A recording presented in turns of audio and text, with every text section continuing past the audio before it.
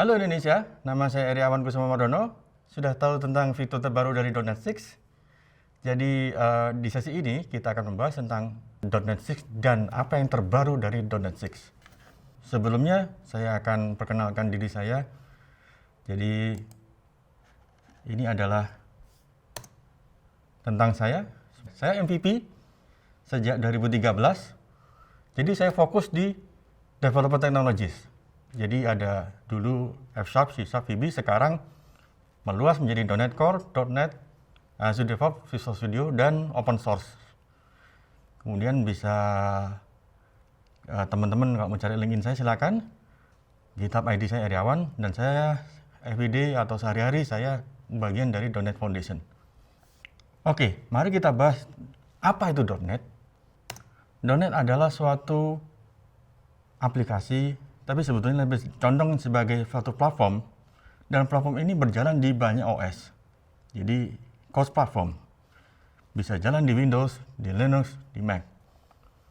Ini bukan .NET Framework yang mungkin teman-teman sudah familiar, tetapi adalah .NET Framework itu actually hanya bisa berjalan di Windows, dan versi terakhir adalah .NET Framework 4.8.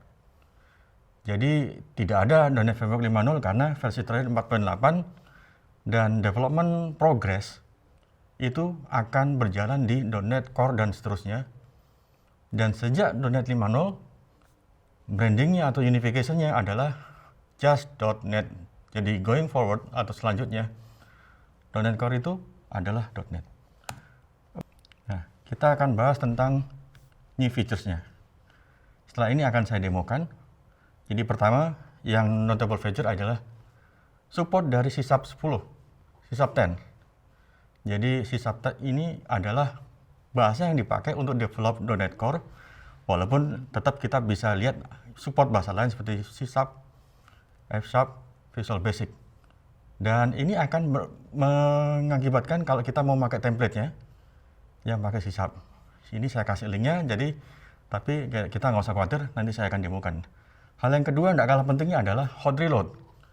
Hot reload ini adalah suatu fitur kalau teman-teman develop pengen tahu hasilnya, biasanya apa? Compile dulu sampai kelar, kemudian dicek hasilnya. Kalau hot reload enggak.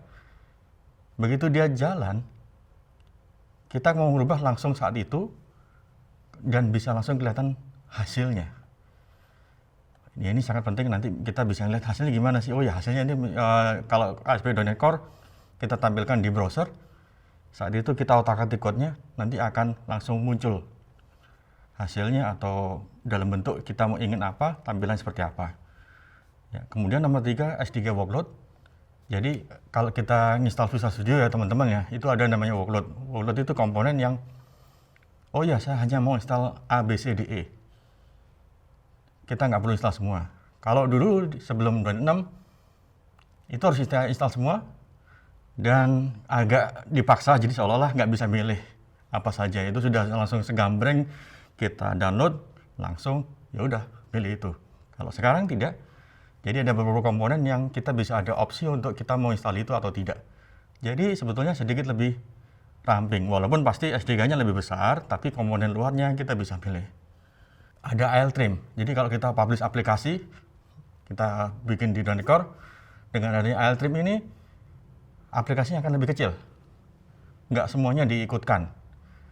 Sebelum versi 6, kita harus hanya fokus di assembly reference. Setelah itu, kita bisa fokus sampai kecil-kecilnya. Jadi dari sisi aplikasi, assembly, dan ada sampai ke titik, oh kita hanya butuh kelas apa, kalau kelas itu nggak kepake sama dia, dikecilkan.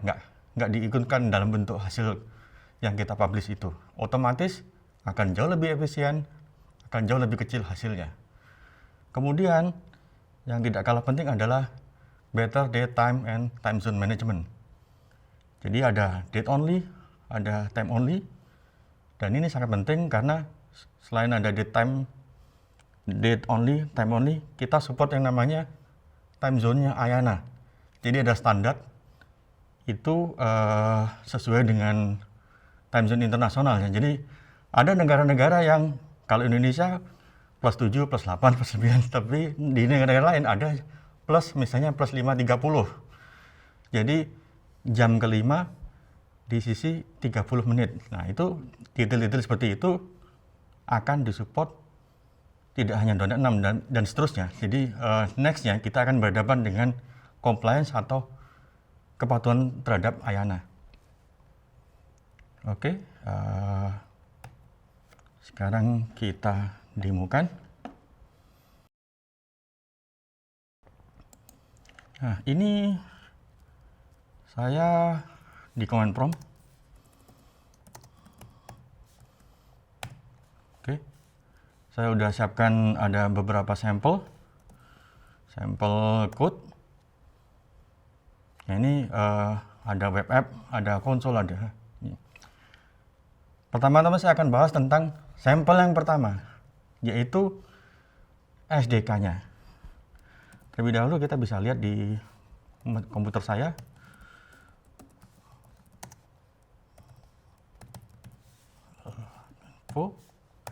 Apa sih yang terinstall? Nah, saya ada 6.0 dan ada beberapa SDK sebelumnya. Jadi, actually, sekedar tips, kalau teman-teman mau install SDK paling gampang adalah diinstal lewat Visual Studio, tetapi tidak harus itu sebetulnya. Kalau mau download sendiri silakan. Diinstalnya itu tanpa Visual Studio masih bisa, jadi nggak usah khawatir. Nah, ini kita ada SDK-nya adalah ini 60101, runtime-nya 601. Jadi ini adalah versi SDK ya, bukan runtime. Kemudian kalau di scope ini kita topiknya .NET 6.0 itu .NET 6.0, SDK-nya dan runtime-nya itu sebetulnya jadi satu. Kalau kita install SDK, runtime pasti ada dan kita bisa langsung develop. Oke, kita lihat di sini untuk mendemokan tentang yang apa sih bedanya gitu, yang .NET 6. Kita akan new console. Kalau by default kita pakai 6, ini implicit akan kita pakai. Kalau nggak usah ditulis, nggak apa-apa. Nah, sekarang kita kasih nama console 6.0.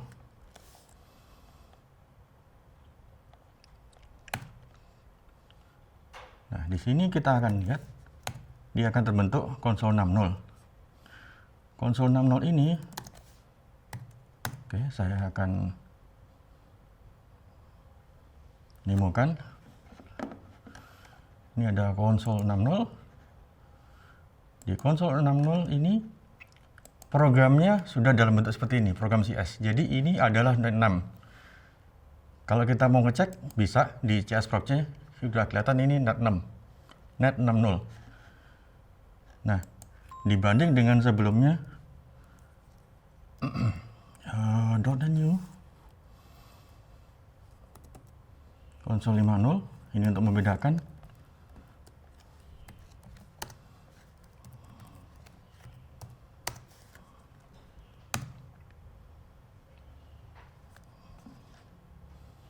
Di Visual Studio Code dia akan refresh. Nah, ini kalau yang teman-teman sudah terbiasa di konsol yang lama bentuknya seperti ini. Jadi ada using system, ada kelas program, bla bla bla. Ya, kita kebanyakan familiar seperti itu, dan ini adalah hasil bentukan 5.0. By the way, 6.0 masih support 5.0. Jadi satu versi di bawahnya atau sebelumnya. Jangan sampai kita pakai 6.0 dia nggak bisa support 5.0. By the way, itu default behavior di .NET SDK seperti itu. Jadi di sini bisa kita lihat kalau di 6.0 dia begini, di 5.0 dia begini, dan di 6.0 ketambahan atau ada implicit using. Ini adalah fitur khusus yang tadi kita udah sempat sebutkan, yaitu C# 10. Dan ini spesifik dan ini menarik karena apa? Karena saya nggak perlu lagi sebutin using system dan saya nggak perlu lagi sebutin namespace bla bla bla. Oke. Ini yang contoh pertama. Kemudian yang untuk fitur kedua, contoh keduanya yang hot reload, kita bisa lihat di sini. Saya demokan. Saya udah siapkan namanya web app 00. Kita download watch. Nama project. Dan nama projectnya harus sampai ke nama actual projectnya, yaitu CS projectnya. Dan ini kita run.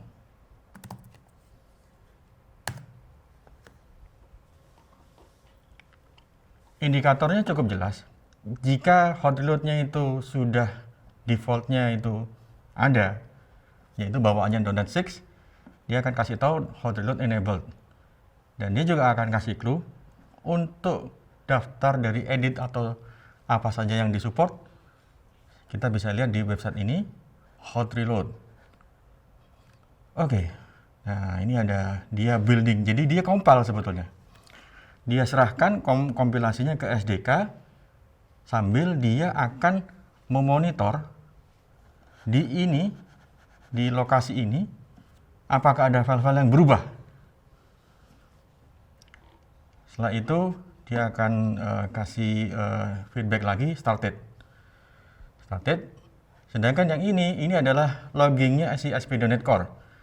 Jadi hosting lifetime, listening ke localhost 5000, hosting lifetime dia listening ke HTTPS localhost 5001.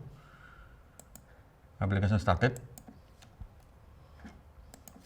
Mari kita lihat di sini. Saya akan membuka VS Code. Ini ada yang sudah kebuka. Oh, sudah ada. I see. VS Code sudah. Kita akan lihat di hasilnya gimana di browser. Karena ini kita ASP.NET Core, biasanya teman-teman compile dulu, dibuka dijalankan, dibuka di browser. Dalam hal ini saya ambil aja yang saya pakai Microsoft Edge. Kita ke localhost 5001 HTTPS. Nah, pastikan ini dia menyala. Oh iya, teman-teman, ini .NET Watch ini jangan sampai lagi jalan terus misalnya saya tutup aja. Jangan, kalau ini ditutup .NET Watch-nya akan berhenti, hot reload-nya nggak akan jalan. Jadi harap hati-hati. Sekarang kita coba. Oke, di sini building web apps with apps 60. Coba kalau diganti ke 601. Kita akan mulai dari modifikasi yang paling sederhana. Kita save. Ya. Ini saya tidak jalanin ulang, saya tidak compile ulang. Kita langsung bisa lihat hasilnya. Saya modify 60101. Kalau code bagaimana? Jadi tidak hanya berupa saya ngerubah string atau ngerubah teks selesai. Enggak.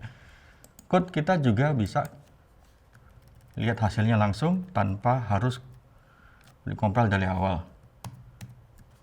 Ini kita tampilkan tanggal hari ini. Saya save. Dan akan langsung kelihatan hasilnya. Ini ada date time to string. Kalau date time to string berarti dia akan nampilkan date dan waktunya atau time-nya. Kalau ini saya kembalikan lagi, saya simpan, dia nggak nampil.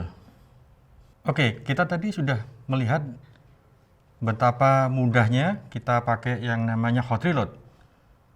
Sekarang akan saya demokan apa sih contoh dari date only. Sebetulnya ada date only, ada time only. Jadi kalau date time, kita tadi lihat, oke saya tampilkan lagi. Kalau date time, dia tidak hanya tanggal, tapi juga time atau waktunya.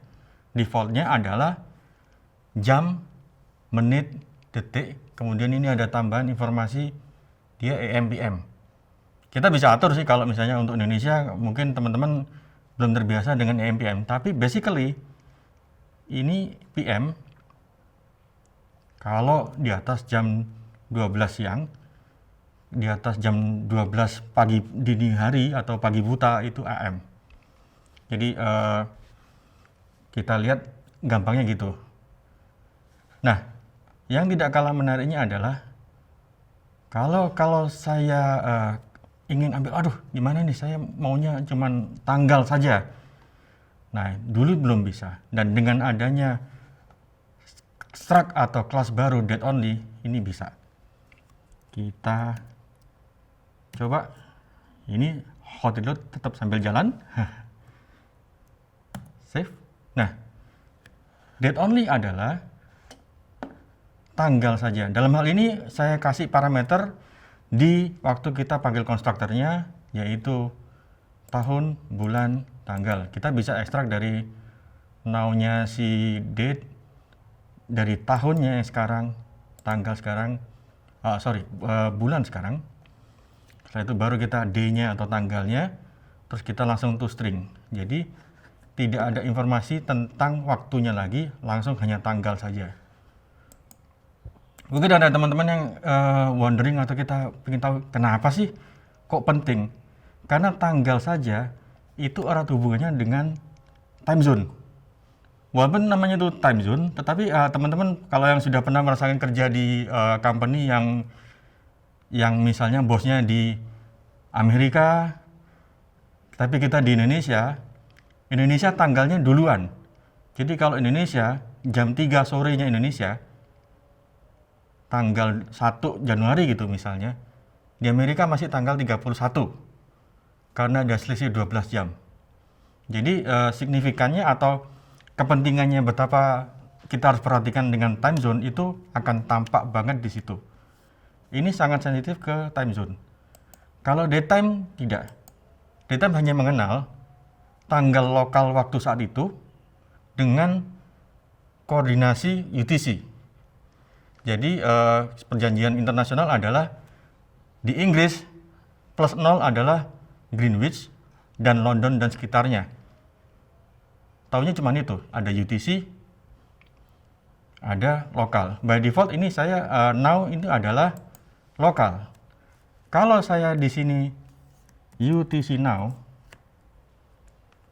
semoga sintaksnya benar, dia akan kasih waktu yang berbeda. Nah, di sini ada 8:19 AM. Jadi begitu saya kasih UTC now, dia akan pakai UTC plus 0, di mana semua itu adalah universal, karena UTC adalah universal time coordinate. Dia akan patokan dari plus 0. Indonesia plus 7, dia nggak peduli. Karena apa? Kalau kita mau plus 7 itu dia hanya mengenal lokal. Daytime.now. Kita save. Nah, dia kembali ke jam 3.20. Jadi teman-teman harus sama-sama hati-hati. Sedangkan ini date only tidak.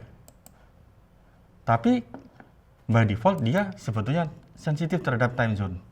Selanjutnya bisa kita lihat tadi di paparan slide saya. Time zone-nya adalah yang disupport oleh Ayana. Dan sudah ada hitung-hitungan, tidak cuma hanya per jam, tetapi kalau yang Ayana dia lebih sensitif lagi, ada per setengah jam di beberapa zona waktu atau negara tertentu. Oke, nah sebetulnya notable ini banyak, tapi saya hanya fokus ke 5 saja. Teman-teman bisa melihat di dokumentasi resminya, yaitu di doc.microsoft.com/.net. Ada di SDK ada what's new, jadi teman-teman bisa lihat di situ ada lebih dari 25. Tentunya 25 itu kalau saya jelasin di sini mungkin sehari, tapi kita enggak. Kita hanya fokus yang penting-penting dan yang bisa segera kita rasakan, yaitu tidak hanya masalah support language-nya dan sebagainya, tapi hot reload ini sangat penting. Jadi ada komunikasi antara code-nya yang lagi jalan dengan browsernya. Nah, komunikasi antara ini browsernya dengan si hot reload ini namanya, ada protokolnya yaitu signal R. semua itu kalau pakai yang produknya Microsoft yang .NET SDK ini sudah pada enak ya, sudah dimanja, jadi nggak kelihatan tuh sintaknya. Tapi kalau teman-teman mau tahu itu ada, misalnya kita pakai feeder, akan tampak protokol bolak-balik antara komunikasinya si .NET Watch dengan yang environment host yang lagi jalan untuk aplikasinya itu pakai signaler. Oke, sekarang kita akan masuk ke next-nya.